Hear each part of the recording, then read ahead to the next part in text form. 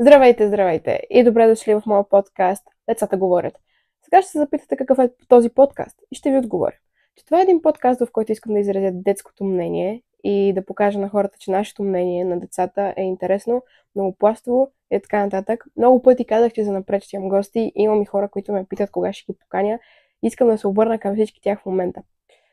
Отнема малко повече време да поканя хора и искам в началото просто да създам няколко епизода, в които споделям моето мнение като дете, а след това, за да бъде по-интересно, всъщност за да сравня мнението на някое друго дете, което е на различна възраст или на същата възраст като мен, с моето. Така че, благодаря ви, че сте цъкнали на това видео, а сега нека да се включваме и в днешната тема. Айде!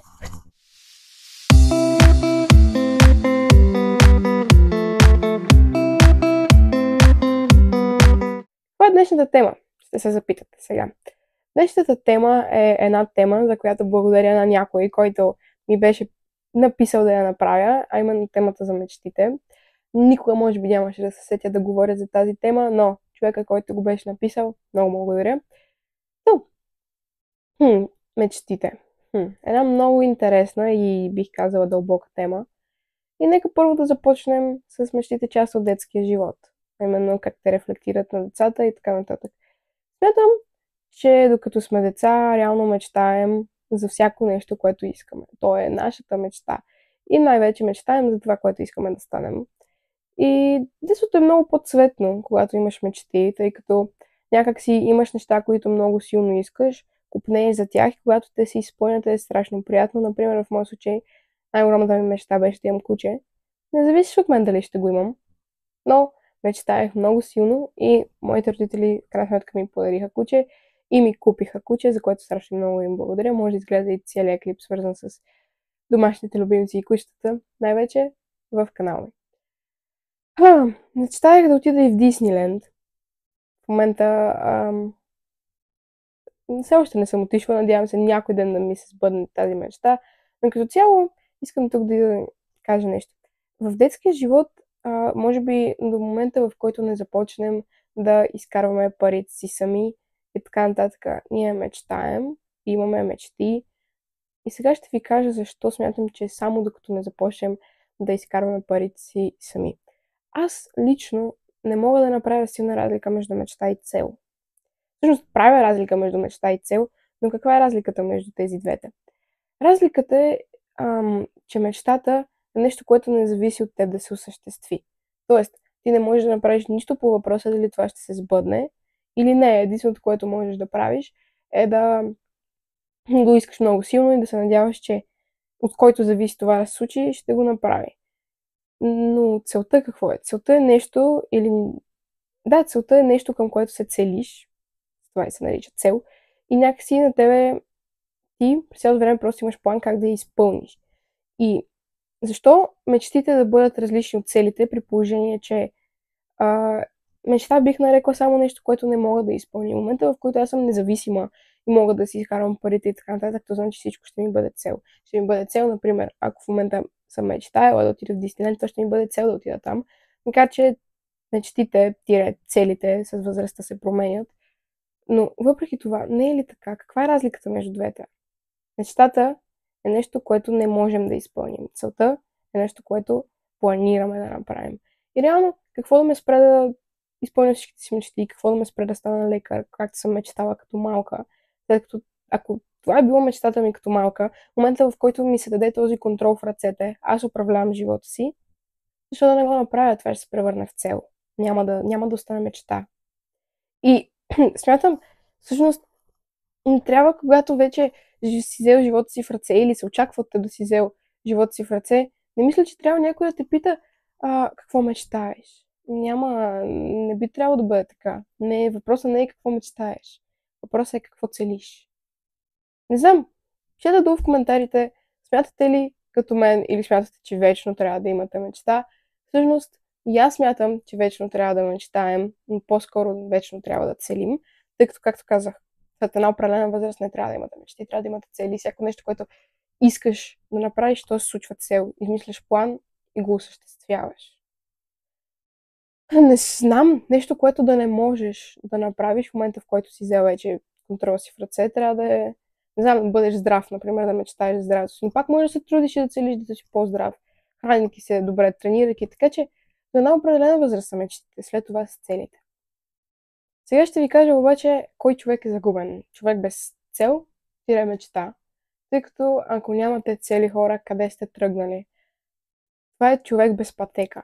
Човек без цел и цели е човек без пътека. Какво правиш в живота си? Ти не си наясно какво правиш в живота си. Тоест, може би нещо, което на първо място трябва един човек да направи в момента, в който вземе вече собствения си живот, собствените си ръце, тъй като да направя една възраст, колкото и на мен дори сега да ми се иска да съм свободна, да съм самостоятелна, да правя каквото искам, сама да взимам решенията си и като цяло аз да държа живота си, а не родителите ми да ми държат живота си, да държат живота ми по-скоро в техните ръце. Не мога нищо да направя, просто защото нямам години. Иначе бих, разбира се, искала да бъда свободна от тях, да се оттърся и аз да контролирам живота си, но един ден това ще се случи. В момента, в който обаче това се случи и този момент настъпи, първото нещо, което може би всеки човек трябва да направи, е да създаде цели и планове. Аз смятам, че дори и преди да си пълнолетен е нормално да имаш цел и план, просто този план вероятно ще ти бъде много по-трудно да бъде изпълнен, но въпреки това не значи да се отказваш и да не буташ към него. Така че създавайте си цели. Целете и ги гонете, тъй като човек без цел е реално безцелно живеещ. Всеки трябва да си създаде някаква цел, за която живее, нещо, което иска да постигне. И може би това е едно от най-трудните неща, които можем да търсим в живота си и нещо, което цял живот ще търсим. Целта на нашия живот. Но как ще я намерим? Поне лично според мен. Ще я намерим с по-малките цели по пътя си. Искам да направя нещо, правя го. Тъй като според мен не трябва да си сложа една огромна цел, например, да стана милионер. Защото слагайки си тази цел, всъщност преди нея ще имам още милиарди цели, които е трябвало да постигна. Милиарди стъпки, които е трябвало да проходя, за да стигна до голямата си цел. Така че е по-адекватно според мен поне да си слагаме постижими цели за момента и така крачка по крачка всъщност да стигнем към голямата си цел. А това да намериш целта на живота си, страшно трудна задача. Да разбереш защо си тук и какво правиш всъщност на тази планета. Това е трудна задача, но смятам може да се справиш и едва ли ще я намериш, когато станеш пълнолетен. Това може да ти отнеме цял живот да разбереш. Но единственият ти начин всъщност да я разбереш е да гониш целите и нещата, които искаш в момента, които ще те доведат до отговора. Всъщност, защо си тук? И момента, в който осъзнаеш, че в момента нямаш цел и не гониш нищо, значи, че си спрял. И значи, че имаш нужда от промяна. За всеки един се обръщам. В момента, в който видите, че вие нямате цел, това значи, че сте спрели да търсите главната цел на живота си, спрели сте да гоните мечтите си от детството или мечтите си, или по-скоро целите си, значи, че сте спрели. Не смятам. Когато спре човек, да, всеки има право на почивка в пътя си към целите, но когато спреш, ти трябва промяна, трябва да продължиш да измислиш нова цел, ново нещо, което да гониш. Не може да спреш на 30 години и никога повече нищо да не гониш. Никога не е достатъчно. Винаги трябва да имаш нова цел. Да, например, целта ти е да си финансово и времеви свободен. Финансово и времеви свободен. Постигаш тази цел. След това цел, да си здрав, цел, да отидеш еди си къде, цел, да направиш еди си какво. Тоест целите никога не трябва да свършват. И един ден ти може би вероятно ще си зададеш въпроса: защо правих всички тези неща? Защо това ми бяха целите? Да минеш през всичко, което си направил до тук и ще осъзнаеш: аз бях тук и целта явно на живота ми беше да помогна на тези хора да направят това, да създам това и да оставя това. Така че не може да се родиш с целта на живота си, по-скоро целта, с която си дошъл на земята, но може да се родиш и да измислиш целите, които ти искаш да постигнеш, от които вероятно след това ще намериш целта, с която си тук. Малко се отдалечих, но реално не са ли точно това мечтите? Цели. Нещо, което искаш да постигнеш, нещо, което искаш да ти се случи. И не мисля, че някога е имало дете без мечта, нещо да му се случи. Да, когато сме били малки, не сме мечтали за пари, мечтали сме за почивки, за играчки и така нататък. Но всъщност Осъзнавате ли, че когато пораснете, ако загубите целта на живота си и просто започнете да работите на едно място и просто работите, гледате семейството си, прибирате си, нямате никаква цел, никакво виждане за развитие, дори и да не е свързано с семейството си. Просто работите някаква работа, издържате си и това е целият ви живот. Осъзнавате ли, че всъщност вече сте загубили мечтата си? А спомняте ли си, когато сте били малки, да не сте имали мечта за нещо? Имали сте милиарди мечти? Имали сте безброй мечти? След всяка изпълнена се е появявала нова. Защо когато пораснем и когато вземем всъщност живота си в ръце и вече тези мечти не са мечти, а са цели, защото можем да изпълним каквото си поискаме. В момента, в който просто годините и времето не ни спира. Защо тогава да спрем и да изгубим целите си? Спомнете си, когато сте били малки, винаги сте имали мечта, мечта след мечта. Защо когато пораснете да нямате нито една цел? Трябва да имате цел след цел, цел след цел. И всяка следваща, когато е изпълнена вече, да имате поне 5 нови. Когато сте били деца, купили си една играчка, о, мамо, искам да отида там, искам да видя това, искам да ми купиш това. Винаги сте имали милиарди мечти. Винаги, сега искам тук да се обърна към всички. Наистина ми е интересно, вие как възприемате мечтите? И затова и казах това с това, че искам да чуя мнението на чуждите деца. Това е идеята на този канал. Искам да покажа на хората различните мнения. Ето, моето мнение е, че до една възраст имаме мечти, след това имаме цели. И най-грешното нещо да ги загубим, тъй като това се нагубим мечтите си, като деца никога не сме го правили.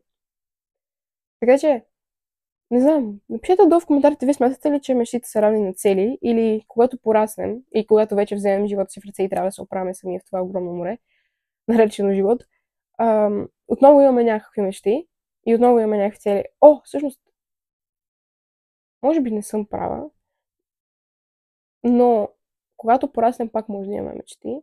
Може да имаме мечта, например, да намерим любовта. Защото това колкото и ден не зависи толкова от теб. Да намериш човека, с който искаш да си цял живот, например. Не зависи от теб толкова много, но предимно имаме цели. Тук се поправям, наистина има неща, но мечтите са неща, които не можем да изпълним.